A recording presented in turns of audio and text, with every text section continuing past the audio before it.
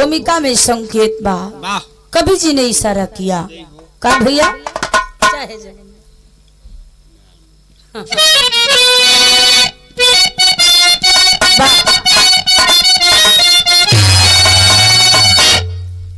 कहीं आग से प्यार करती चकोरी, अली को कली के महक पर रिझा दे, मोहब्बत से मझधार ले महबूबा की,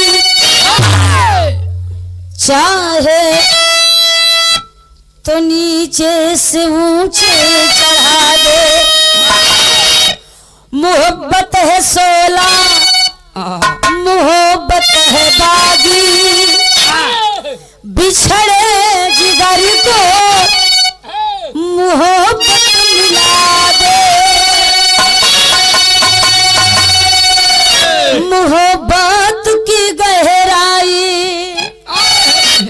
अथाह सागर, मोहब्बत जो चाहे तो पत्थर गला दे।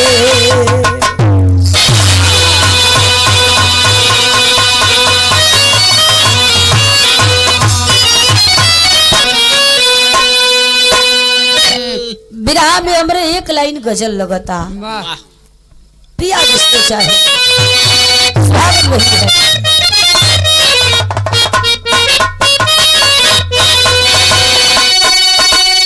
किसी ने कहा है बहुत खूब ही कि यदि वो चाहे तो कुछ भी हासिल हो सकता है, और यदि वही न चाहे तो हम लाख हाथ पैर बनते रहे कुछ नहीं होने वाला है। कहना है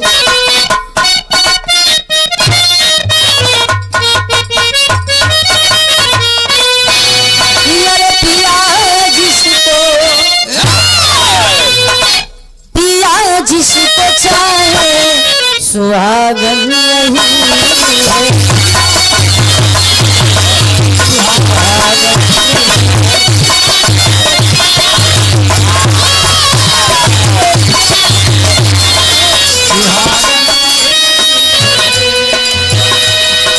पिया जिसको चाहे सुहागन वही,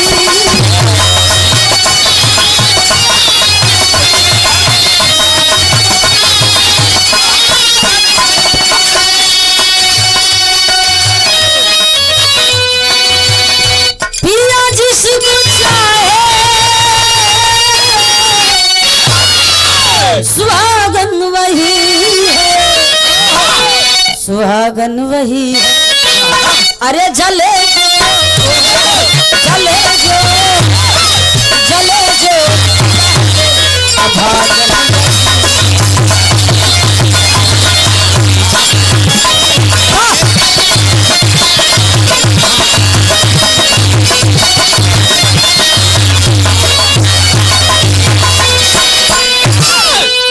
विरह के भाव पर जरा गौर करिएगा। क्या भैया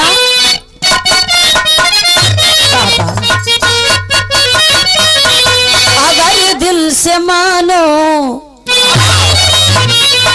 अंतर्मन से माना जाए तो, अगर दिल से मानो तो स्वर्ग भी यही है।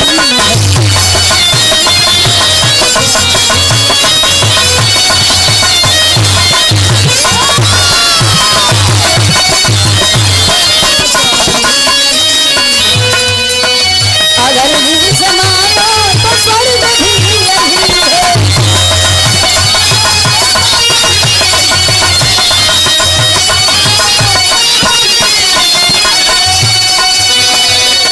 अगर दिल से मानो तो स्वर्ग भी यही है।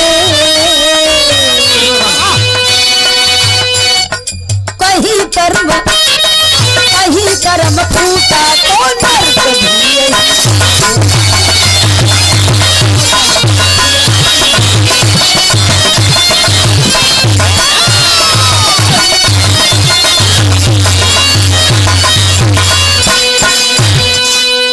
इसी धरती पर स्वर्ग भी है, इसी धरती पर नर्क है। फर्क इतना है कि अपने अपने कर्मों पर निर्भर करता है। हमें इसी स्थान पर सब कुछ भोगना है, चाहे नरक चाहे स्वर्ग। अगर बुढ़ापा अच्छे से कट गया तो समझा स्वर्ग ही स्वर्ग।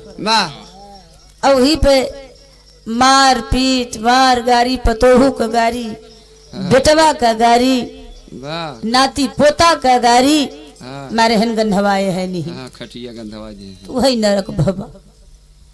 और कहते हैं कि हम जैसा करेंगे हमारी आने वाली पीढ़ी भी करेगी।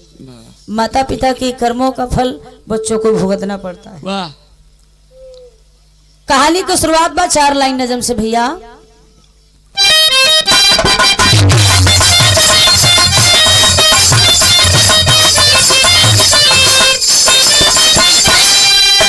रूप पर रूप कुंवर का राजा दीवाना था,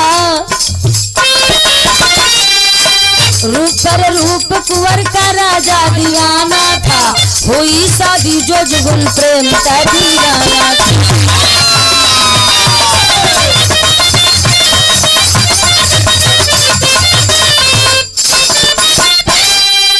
चंद्रमुखी के सुंदर सलोनी सुरतिया,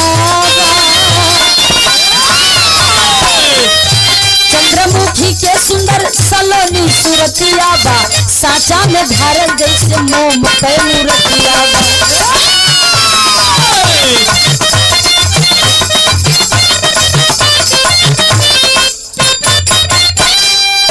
केस काली छटाली लार पर छाकर बहना, केस काली छटाली लार पर छाकर बहना, झुलसी आँख में काजल करे दूल्हा।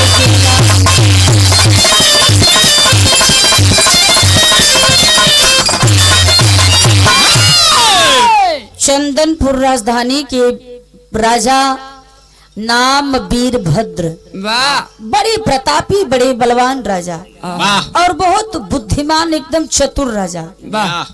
एक दिन घोड़े पर सवार हुए और रोजाना की तरह शहर पर चल पड़े। चलता हुआ, कभी कभी तो पैदल चलता हूँ पर आज घोड़े पर चलता हूँ, कुछ दूर तक चलूंगा। चल पड़े। इधर से वीरभद्र जा रहे हैं, उधर से राजकुमारी चंद्रमुखी अपनी सहेलियों के साथ हंसी ठिठोली करते हुए चली आ रही है। वीरभद्र की नजर पड़ी, मोहित हो गए, प्रण कैलन कि ब्याह करब तो चंद्रमुखी से करब, नहीं तो पूरी जिंदगी रणुआ रह। जा करके चंद्रमुखी के पिता से सारी बात कर लिए। चंद्रमुखी के पिता शादी के लिए राजी हो गए। जिससे यहाँ पर बारात आई है उसी प्रकार बारात सजा कर पहुंच गए, शादी रचा लिए, ब्याह हो गया। विदा विदाई करा के अइलन कहाँ? अपने किला चंदनपुर राजधानी में। रात आई है, वही रात की बेलाबा। रानी चंद्रमुखी एक हाथ का घूंघट सिर पर डाल करके बैठी है, एक संस्कारी औरत की तरह। और राजा वीरभद्र विचार करत हुआ, अब पहली रात बा, कुछ न कुछ तोहफा तो देना चाहिए, उपहार देना चाहिए। कहा देई हम? सोचे बेचारे में बहुत समय हो गया, न तोहफा लिए कुछ भी उपहार नहीं, और डायरेक्ट कमरे में चले गए। खाली हाथ। एक लाइन गीत लगता भैया।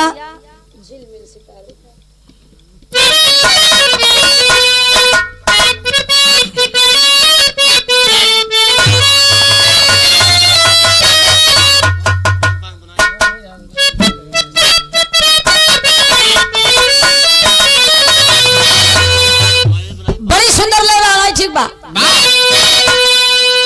कहना है। ऐसा सुंदर सपना अपना जीवन होगा, झिलमिल सितारों का, सितारों का आंगन, रिमझिम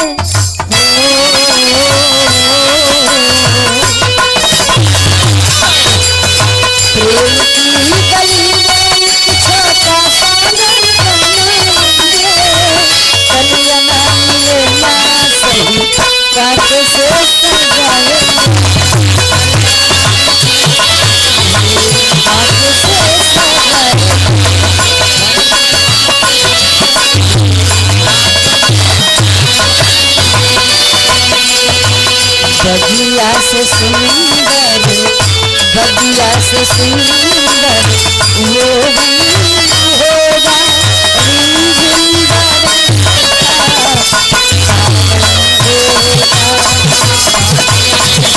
भाव पर गौर करिएगा बाबूजी।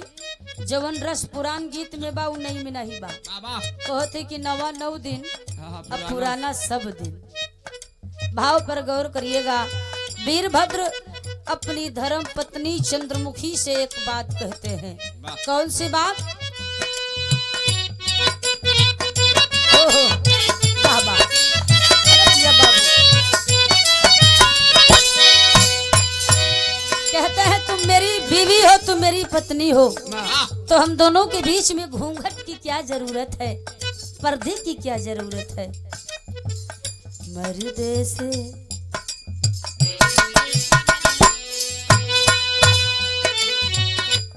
पर्दा कैसन पर्दा हटावेदा ए रानी हो।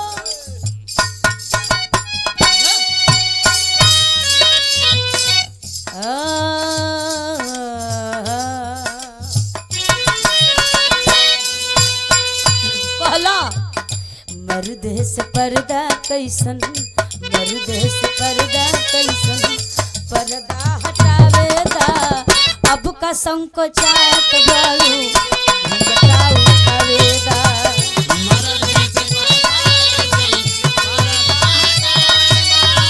अब का संकोचात बारू घुंघटा उठावेदा।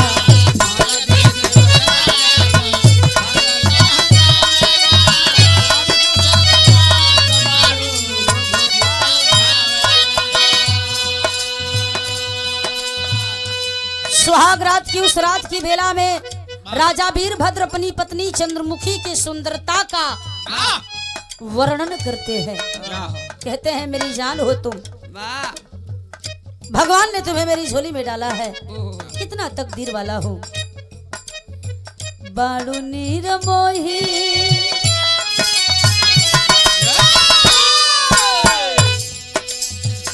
बाड़ू नीर मोही तू सुहाग वाली रात में। ऐ चंद्रमुखी, चंद्रमुखी का हाथ अपने हाथ में ले लिए और कहते हैं बालू नीर मोही तू सुहाग वाली रात में, चांदनी बरात बा हंस के बितावेगा, हंस के बितावेगा।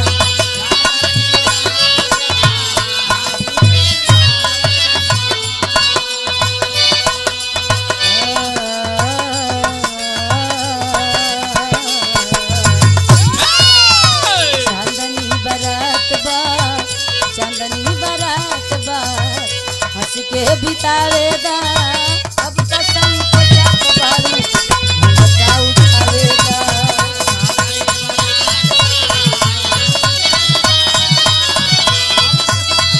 अरे जिया हो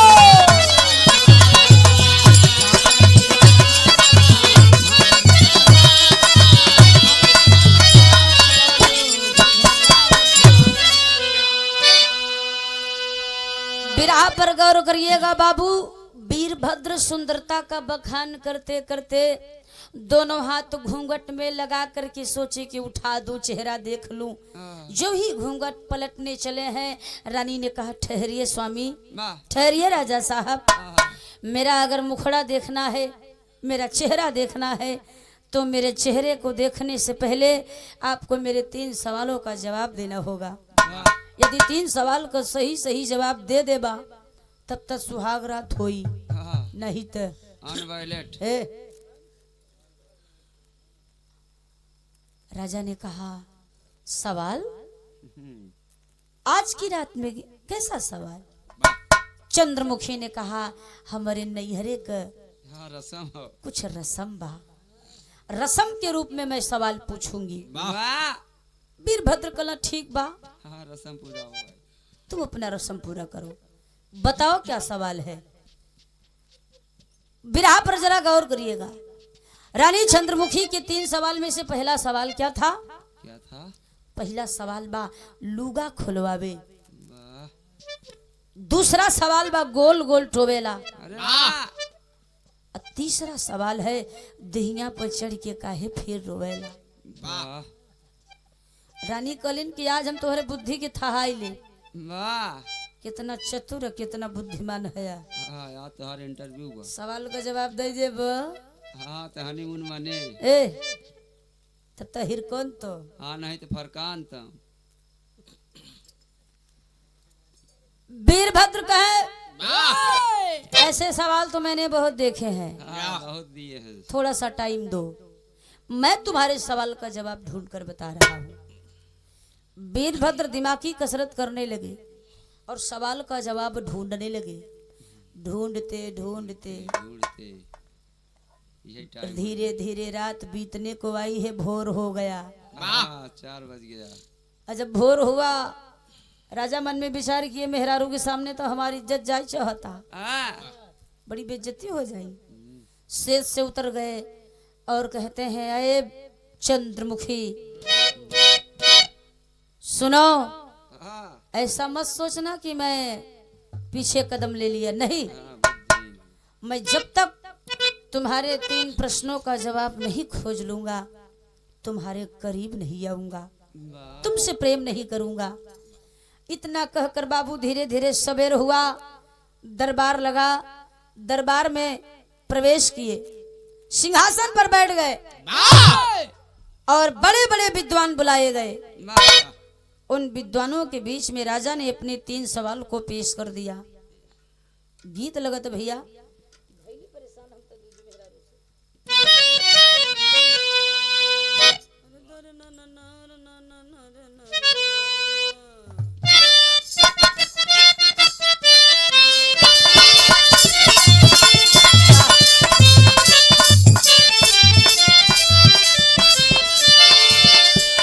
कोनो मर्द बड़ा परेशान बा भैया, पड़ोसी से कहता ये भैया यह विपत से हमके निकार। कहे काहे हो का भ बता बता। अरे भैली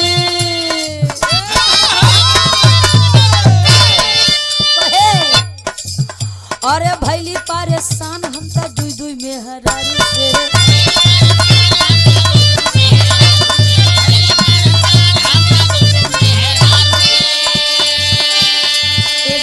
बेलना से एगो मारे झाड़ू से, एगो मारे बेलना से एगो मारे झाड़ू से। भैली परेशान हम तो दूधू में हरारू से।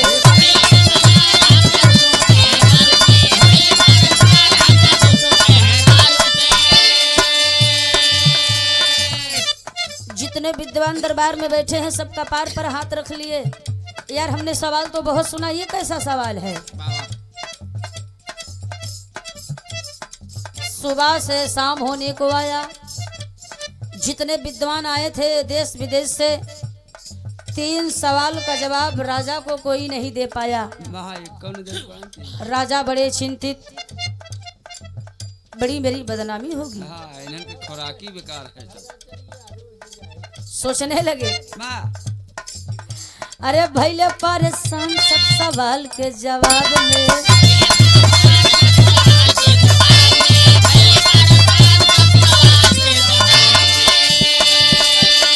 बड़ा दुख होला देखा जननी के राज में, बड़ा दुख होला देखा जननी के राज में। भैया परेशान सब सवाल के जवाब में।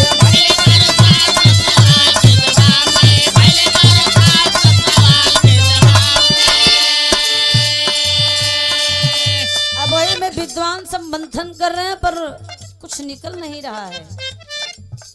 विद्वानों ने विचार फरमाया राजा साहब हमें तो ऐसा प्रतीत होता है सब ही बेचैन कैसन रनिया बजती।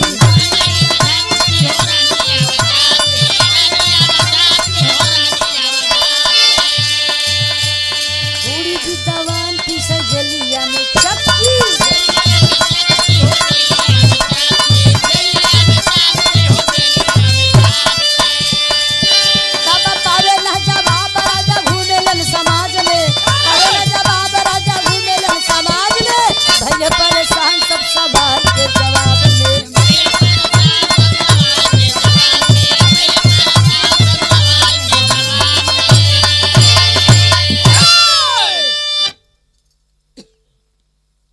विद्वानों ने कहा लगो तरनियमा झक्की बा, हाँ कार दो चार छोड़े बेकर दिमाग के। लगा तरनियमा पागल बा। ये कैसन सवाल है भैया? लुगा खोलवावे गोल गोल टोवेला दहिया पे चढ़ के कैसन फिर रोवेला। आई राजू ना समझ में आवा तो लगा तरनियमा झक्की बा, झक में आई के झक कोई कोई गए। हाँ राजा कुल्लू बना दे। अब राजा कुल्लू बना दे, अब राजा उल्लू बना टहरत है। हाँ और राजा के किसी विद्वान की ये बात राजा के कान में पड़ गई। राजा आग बबूला हो गए। सुबह से शाम होने को आई, 3 सवाल में से एक भी सवाल का जवाब नहीं मिला। ऊपर से मेरी ही पत्नी के खिलाफ मेरे ही दरबार में हाँ झक्का ही बतावत है। बुराई करते हो। सिपाही बुला लिए। ऐ सिपाहियों, इन तमाम विद्वानों को ले जाकर के कारागार में डाल दिया जाए। सिपाही पहुंचे, सभी विद्वानों को ले जाकर के जेल की सलाखों में डाल दिए। रात को बेला बाद वीरभद्र विचार कैला, कल ये बात मेरे राजमहल से बाहर चली जाएगी, बड़ी बदनामी हो जाएगी।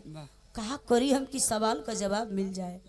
रात का समय बा, नंगे पांव, बगैर रथ, बगैर सिपाही, बगैर कोई सुख सुविधा के राजा वीरभद्र जंगल की ओर प्रस्थान कर दिए।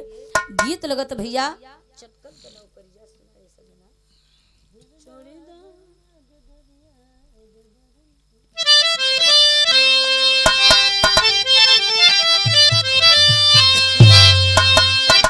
वह गीत बाकर दुल्हन कहा था अपने पति से, बहुत चटकल मिल में नौकरी की है, अब रह दे, धाने को लगवही अवता, यही खेती बाड़ी करता न। कहता अरे छोड़ी दा चटकल का नौकरिया, सुना ये सजना, अरे घरवा कर खेती बरिया, सुना ये सजना, छोड़ा चटकल का नौकरिया, सुना ये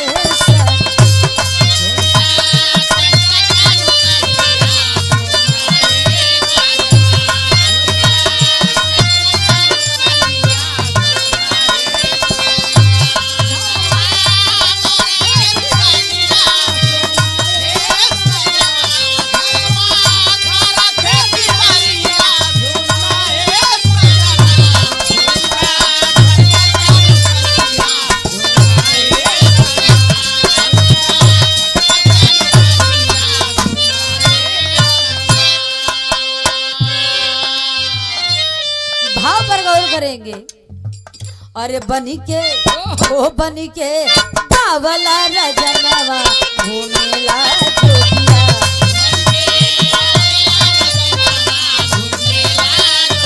बाबा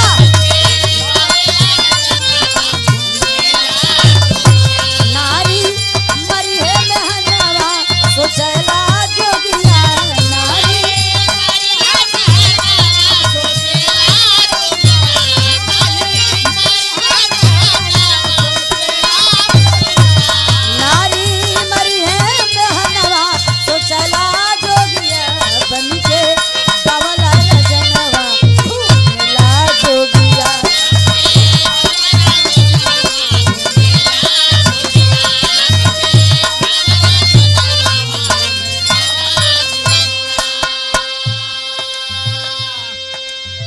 दिन से राजा वीरभद्र बिना खाए पिए उसी जंगल में भटक रहे हैं बाबू।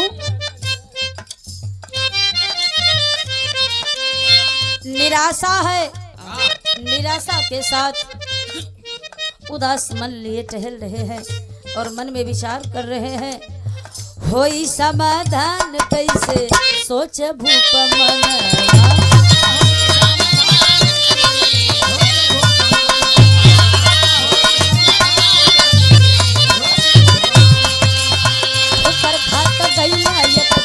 ठोकर खाता गईले एक दिन रूपन के भवन,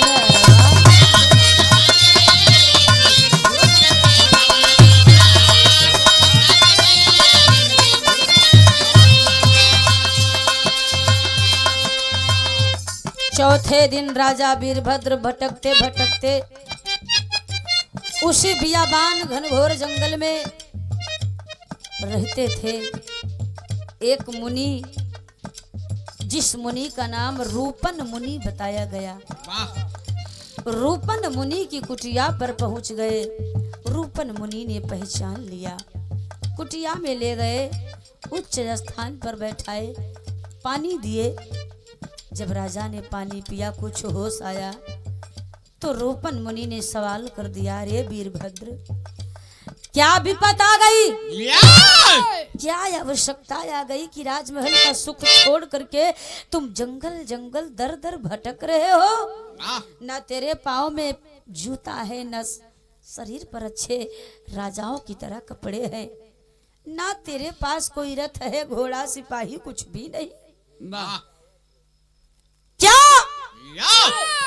क्या तेरा दरबार लुट गया कि तेरे खजाने में कमी आ गई? क्या हो गया वीरभद्र? वीरभद्र के आंख में आंसू, पूरी बतिया बताए दहलन। रूपन मुनि सुन के हंसने लगे। तेरी गलाई लगत भैया,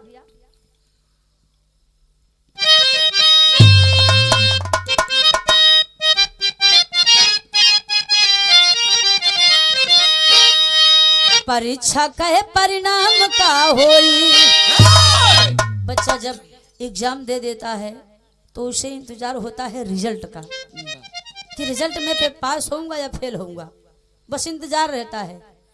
परीक्षा कहे परिणाम का होई, कैले संत शिरोमण शब्दन का समीक्षा।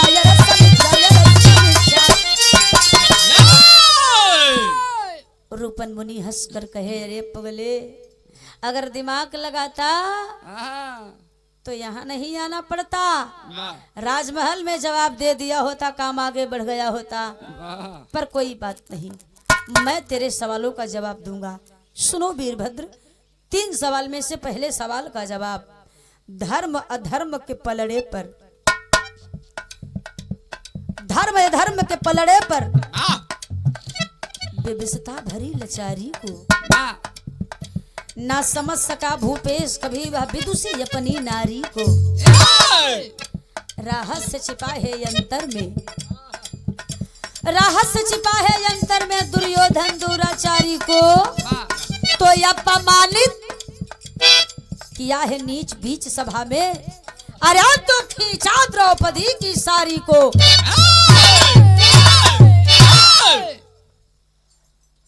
कला कि तोहार पहिल का सवाल बल लूगा खोलवावे, एकर जवाब सुना। महाभारत में भरी सभा के बीच में, भरे दरबार में दुर्योधन आदेश कर दिया दुशासन को कि द्रौपदी के शरीर पर ये साड़ी नहीं रहनी चाहिए, एक भी वस्त्र नहीं रहना चाहिए, खींच लो इसकी साड़ी को। आज पता चलेगा कि दुर्योधन क्या चीज है। इसने देखा द्रौपदी न कहे हो कि अनहरे के घरे पैदा होता, अनहरे के बेटवा अनहरे होता, न महाभारत होता। इतनी सी बात के लिए बताइए युद्ध हो गया। ए भैया, दुशासन पहुंचा भरे दरबार में, द्रौपदी हाथ जोड़कर रोने लगी, कोई तो मेरे आगे आए, मेरी लाज बचाए, मेरी मर्यादा बचाए।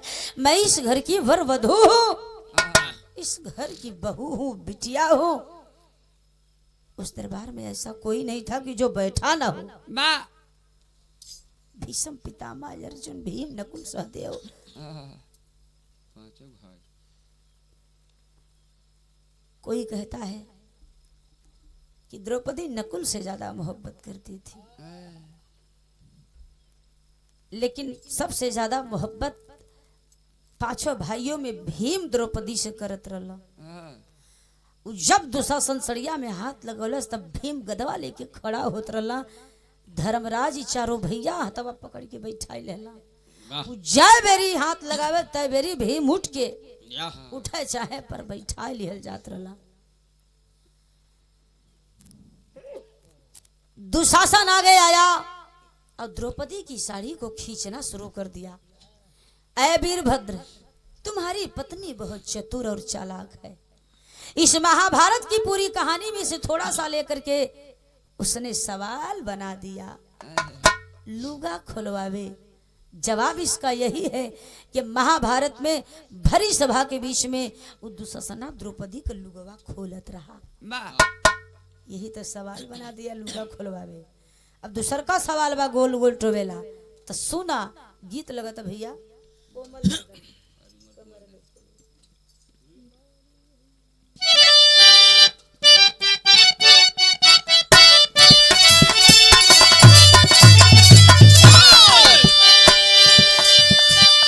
भाव पर गौर करेंगे। लगली भारत में महाभारत, लगली भारत में महाभारत के समारिया हो पुजरिया धैल रण की गहरिया।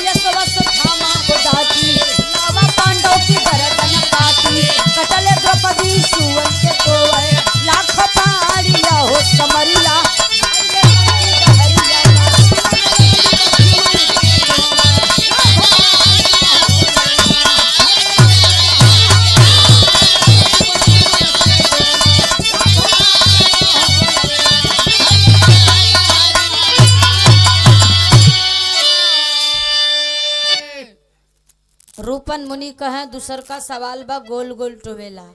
जवाब सुनो वीरभद्र। महाभारत की बात है, उसी महाभारत की बात। दुर्योधन खून से लथपथ धरती पर गिरा क्राह रहा था। द्रोणा का बेटा अश्वत्थामा जाकर हमदर्दी जताया, यदि तेरी कोई इच्छा हो दुर्योधन तो तू मेरा गुरु भाई, तू मेरा मित्र है, बता देना तो मैं पूरा कर दूंगा।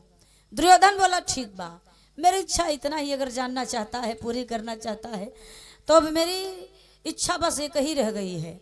मेरे दुश्मन कौन है? पांचों पांडव, युधिष्ठिर, अर्जुन, भीम, नकुल, सहदेव। इन पांचों का कटा हुआ सर लाकर मेरे हाथ में दे सकते हो? दम है तो जाओ काट के लाओ। अश्वत्थामा महामूर्ख उठा लिया कटार। आधी रात का समय बा, घुस गया पांडवों के खेमे में, कटार चलाता चला गया। खचाखच 5 मूड़ी धड़ से अलग हो गई। मुड़िया के पांचों में बाल इकट्ठा करके लटका लिया हाथ में, लटका कर पहुंच गया दुर्योधन के पास। दुर्योधन देख करके बाबू प्रफुल्लित हो गया, मगन हो रहा है, खुशी का ठिकाना नहीं बा। अब हमके के मारे वाला बा? हमार पांचों दुश्मन का कटी मुड़ी तो हमारे हाथे में बा। लेकिन फिर विचार कर गया कि बड़ा जल्दी गयल, काट के आई गयल। पांडव का मुड़िया हो कि केहू और का विश्वास कैसे करे? पांचों मुड़ी को नीचे रख दिया और एक एक मुड़िया उठा के घुमाए घुमाए के टोवे परखे। पांडव के बाद केहू और का परखने के बाद दोनों गदोरी के बीच में सर को रख कर जब गदोरी का जोर लगाता तो मुड़िया फच से फूट जाए। एक मुड़ी फूटी, 2, 3, 4, 5, 5वीं फूट गई तो दुर्योधन डांट कर बोल पड़ा, अरे मूर्ख, ये पांडवों का कटा सर नहीं है, किसका काट के लाया? तू किसका लेकर आया है पगले? युधिष्ठिर, नकुल, सहदेव, अर्जुन का सर तो कोई भी फोड़ सकता है, पर भीमावा का मूड़ी कोई नहीं तोड़ सकता। पांचों पांडवों का कटा सर नहीं है। ये बाबू, वो पांडवों का कटा सर नहीं था तो था किसका? वो कटा हुआ पांचों सर द्रौपदी का। छोटे छोटे 5 पुत्र सोए हुए थे। अश्वत्थामा पांडव समझकर जाकर रात में गर्दन को धड़ से अलग कर देता है। पांचों द्रौपदी को बिटवा रहे, जो बालक थे, अबोध थे, अंधेरे में समझ न पाया अश्वत्थामा और गर्दन को धड़ से उड़ा दिया। दुर्योधन पागल हो रहा है कि अब मुझे पांडव छोड़ेंगे नहीं, मैंने उनके वंश का सर्वनाश कर दिया, कहाँ भाग कर जाऊं। उठा, खड़ा हुआ और कराहते हुए रेंगते हुए भागना शुरू कर दिया। रूपन मुनि ने कहा, अय वीरभद्र, तुम्हारी पत्नी का दूसरा सवाल था गोल गोल ठेवेला, तो जवाब यही है कि महाभारत में दुर्योधन वो छोट छोट लड़कवन को गोल गोल मुड़िया टोवत रहा, गोल गोल मुड़िया टोवत रहा, परख रहा था पांडव का सर है या कहीं और का। तुम्हार दुल्हन इस समय को कहानी बनाकर तुमसे पूछ दे सवाल बना तू पागल है कि टहरे लगे गोल गोल टवेला, तू पागल होके टहरत हुआ, मर्दे दिमाग लगौता तो कब्बे जवाब दे देले होता। राजा के चेहरे पर मुस्कान आई। मुनि ने कहा, आखिरी और अंतिम सवाल सुनो वीरभद्र, आल्हा का लाइन बा।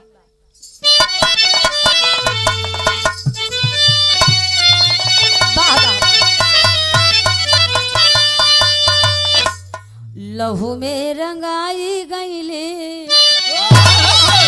सगरी धरतिया बाबू,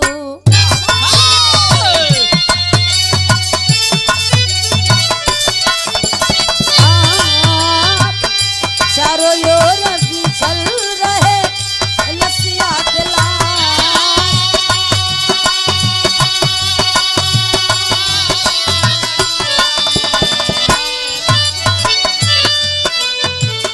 सोच दुर्योधन भागी अपने रचरिया बाबू,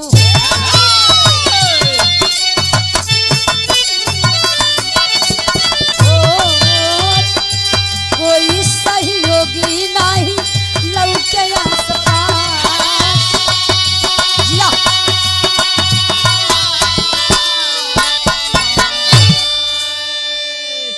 आखिरी सवाल का जवाब दे रही हूँ, सुनिएगा बाबू। रूपन मुनि कहे, सुना दुर्योधन भाग कर गया कहाँ? जो लोग मारे गए महाभारत में उन लोगों के खून की नदी बह रही थी और उसी नदी में लाशें बह रही थी। दुर्योधन विचार करता है, अगर मैं खून की नदी पार करके उस पार चला गया तो मेरे प्राण बच जाएंगे, मुझे कोई नहीं मार पाएगा। सवाल यह था कि वो खून की दरिया कौना चीजी से पार करे।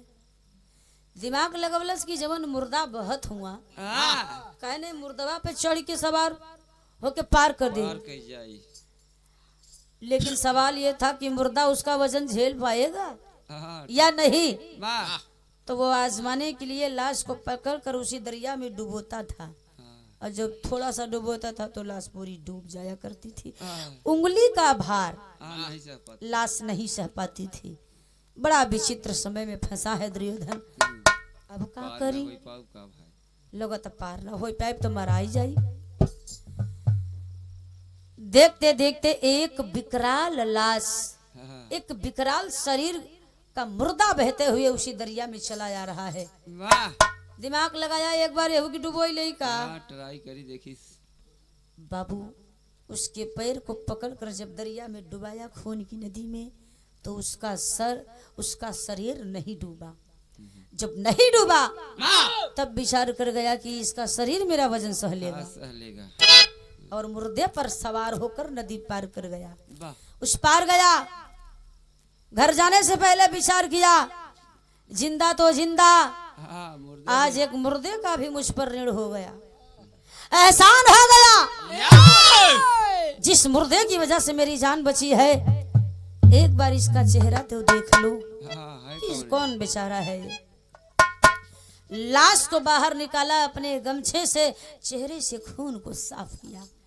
चेहरा जब आईने की तरह चमका है, दुर्योधन पागलों की तरह उसी खून की दरिया किनारे छाती पीट कर रोने लगा। रूपन मुनि जंगल में वीरभद्र से कहला, तोहरा मेहरी का आखिरी सवाल रहल, देहिया पे चढ़ के काहे फिर रोवेला? जवाब यह है, दुर्योधन जिस लाश पर चढ़कर नदी को पार किया और जब उस लाश को देखा, पहचाना, तो वो लाश किसी दुश्मन, किसी गैर की नहीं थी। दुर्योधन के ही सबसे प्रिय पुत्र लक्ष्मण कुमार की लाश थी, इसलिए उसके आंसू रोके से न रुके और छाती पीट कर रोने लगा। तो इस सवाल का जवाब ही है बा। वीरभद्र मगन होकर हंसने लगे। दुर्योधन विचार कर गया, यदि लाश यूं ही छोड़ दूंगा तो मेरे पुत्र की लाश गिद्ध और चील नोच नोच कर खाएंगे। अरे वाह, जानवर खाएंगे। इससे मैं ऐसा नहीं होने दूंगा, अपने बच्चे की हिफाजत करके जाऊंगा। उठा लिया गदा और धरती में प्रहार करने लगा। 5 से 7 बार प्रहार किया, धरती फट गई। और करता है क्या, खड़ी की लाइन में कहना बा।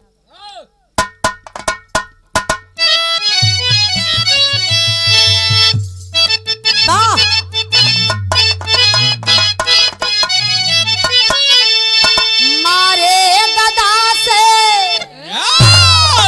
धरती फाटल दबावलसिया, तहिया दुर्योधन के पोछे ना पोछाले असिया।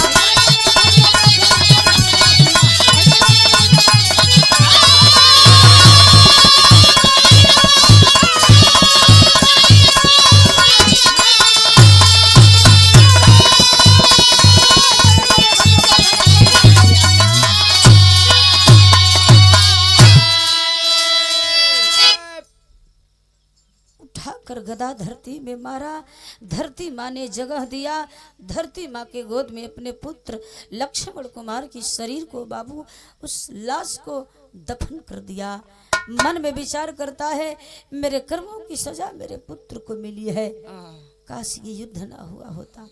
कहावत भी बाकी अब पछताए होत का, जब चिड़िया चुन गई खेत।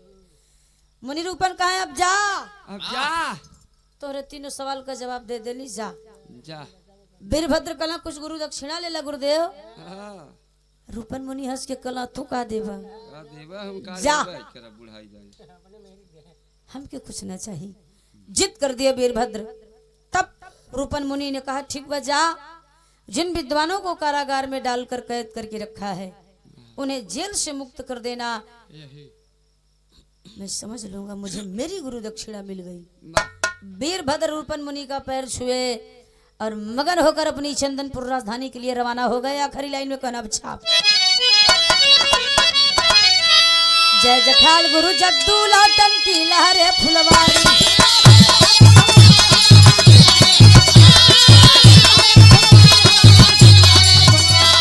कथन करे कवि गंगा सागर बीतवा यवत बिहारी।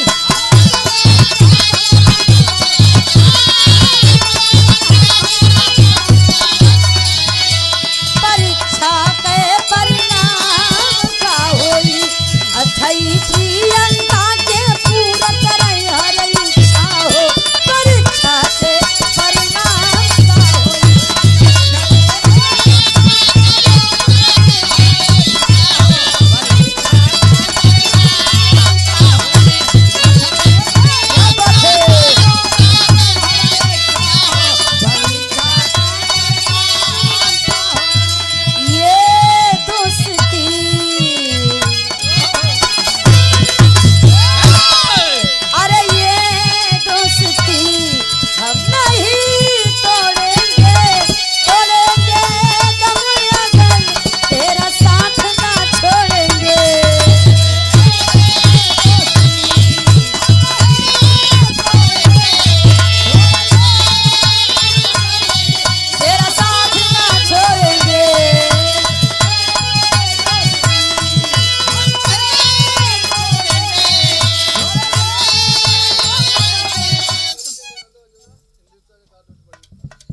चंचल यादव जी अजना से 51 रुपया का पुरस्कार बा। बहुत बहुत भैया की अभिनंदन बा बाबू। अवस्थाई में ए जानू उभेल बाज में हमरा से मिले